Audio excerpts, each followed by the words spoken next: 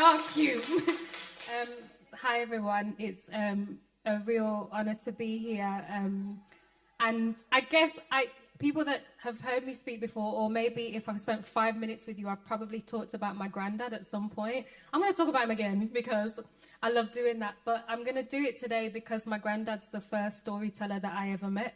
And I would sit at his feet and listen to him chatting waffle about country dog and town dog and when them come to Jamaica, and he would go off, right? And I'd be like, oh God, what's he talking about today?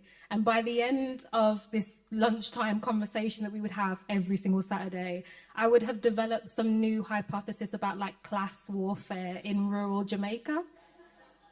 And it was his storytelling that taught me how to do this, right? This is my first introduction to the power of the radical imagination. And I'm going to probably quote a lot of Black feminists. Holler if you hear me. And I just want to give like a real quick snippet of the essay that it was a real honor to be invited to write this, because when Imi asked me to do it, Imi said, you might want to write something about these things: mutual aid, abolition, artist infrastructure. And I'm like, yeah, cool, I got it. So thank you, and thank you to Rachel for bearing with me on getting the essay back. I got really overwhelmed and excited, and I wrote about 6 different versions. So I hope the one that you have it does the job. Thank you. One of the things that I kind of had a semi-chuckle about was, in fact, me and Andre Anderson, the one and only, were talking about earlier, like, we ain't even economists, like, what is that? What does that mean? And I remember having a conversation with Andy Reeve in, I think it was 2017 maybe, and he was like, the things that you talk about, Amahra, the things that you believe, the things that you say, how you understand economics in your way, like, you understand economics more than a lot of people. And I was like, okay, I didn't believe it then, but I'm really starting to understand what economics is.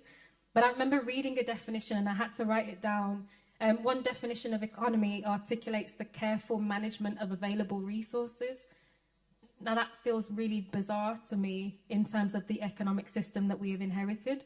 And when I was writing this piece, the day before I submitted, I read an article that was about an elderly person who lost their life because they weren't able to keep their medicine in a refrigerator, because they turned their electric off because they were so worried about the cost of living crisis. This is a matter of life and death. So when I read definitions that are talking about careful management of available resources, and we've inherited a system that is state-sanctioned death, I have to think about economics. To me, is a complete reimagining, not just of the way that we understand what economics is, but about every single thing. So when I was invited to write about abolition, this is my love language. And I say this because to me, abolition is about the ending of the prison industrial complex, but how we understand that is a dismantling of every single site of policing and brutality and violence. And that is not just prisons, that is our school system that we have right now. It's our banks, it's our hospitals, it's our mental health institutions, it's the Home Office, it's pupil referral units, it's courthouses, it's detention centres, it's everywhere. So we need to completely reimagine every single thing at every single scale possible, because it is a matter of life and death. Ruth Wilson Gilmore, the great abolitionist scholar and writer, says that abolition is about presence, not absence. And it's about building life-affirming institutions. I take this shit seriously. And despite, I guess, connotations that abolition is about the ending of everything, like, what will we do then if we shut down all the prisons? It's an invitation. It is a creation project. It calls us to reimagine everything. So I sit there as an artist and say, well, what is our role in this? And this is where I get really excited. There are some artists in the room. I adore you. You're very dope. This idea that artists, we give ideas form, and we give ideas materiality and nuance and context and meaning and if we can do all of those things, then what does it mean to orient towards liberation? If we can give something, if we can make something out of nothing, which is what my granddad used to do with flour and water and call it dumpling, if we can do that, then we can create and we can start to practice and we can start to rehearse the world that we really want to see. What does it mean if artists give liberation materiality? What does that then look like? How much time do I have? I get really excited, you know. Thank you. Bear with me, I've locked myself out. I'm from down the road, so this is very precious to be here.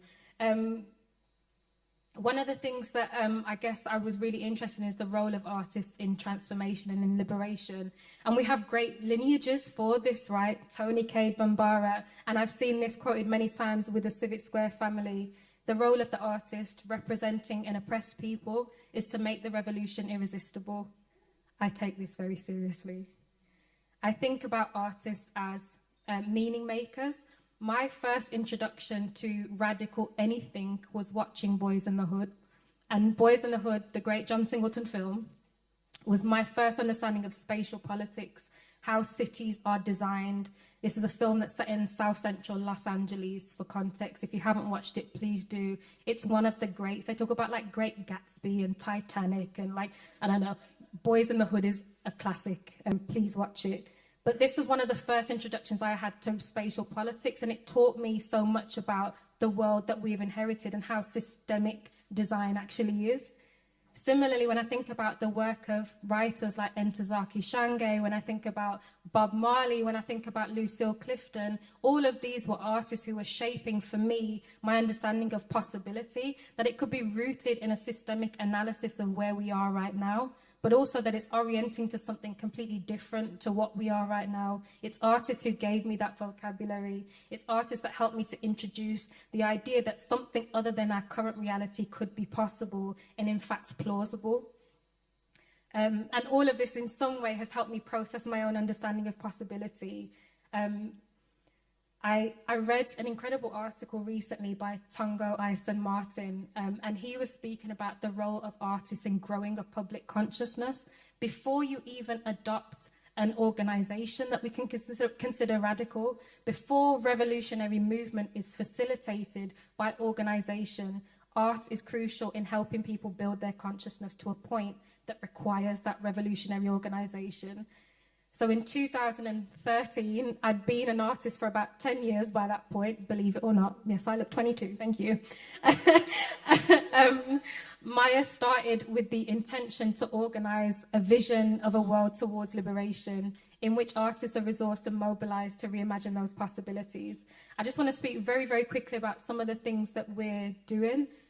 So we have Yard, which some of you have been to, stayed at, hung out at, ate at, slept at, all the things, all are welcome. So we got really interested in the idea of how do we practice liberation? How do we rehearse this? What do we need to do? And because if we think that liberation is too huge, we can start to stagnate. How do we start to materialize something in the interpersonal first before we get to the systemic? What does that look like? So we have 3 mission strands that we think about this through, one of which is space, land, sites of imagination. How do we grow sites of imagination where this type of work, this capacity building can start to be rehearsed, where people can start to come together and mobilize and share and make work and build relationships with each other that are dependent on these new systems. So we have sites of imagination, we have resource in the movement, which is about how do we actually decentralize resources, how do we decentralize what we have, how do we share, how do we get much better at sharing as openly, as quickly, as generously as possible, because even with our best of intentions, we ain't always so great at that. Like, what does it actually take to practice that? How do we build those relationships where that can be possible? What can mutual aid teach us about that? And in COVID-19, so many of us, by necessity, became great at mutual aid. We became great at looking out for our neighbours, some of us.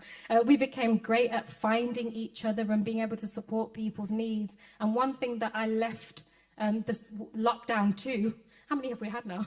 I left lockdown 2 feeling like really frustrated, because I knew that whenever the 3rd, 12th, whatever lockdown ended, we would go back to default, and we would go back, and so many people recognize this, we would go back to our defaults, our isolation, our separation. How do we hold mutual aid as a philosophy that can continue beyond a moment? How can it start to become an everyday practice? Our 3rd mission strand is culture for liberation. So what is the role of artists and storytelling in this process, I was having a great conversation yesterday with Zaz about transition, and Zaz isn't here, but we were just speaking about the moment of transition. What does that really mean, and what is the transition? Like, what are we actually moving from and to? And I love that the vision essays that so many incredible people have written are responding to almost that question as well in such a breadth of ways. So I'm really excited to read them all, because I know some of them, so I know they're great. But even this idea of what's the role of artists within that, we're practicing it. So we have Yard, and it's a space I really want to welcome all of you to. If you've come before, come again. We'd love to have you. We'll always put the kettle on. There will always be food. We want to invite people to come to Yard, to mobilize with us, to understand like all that we have is each other.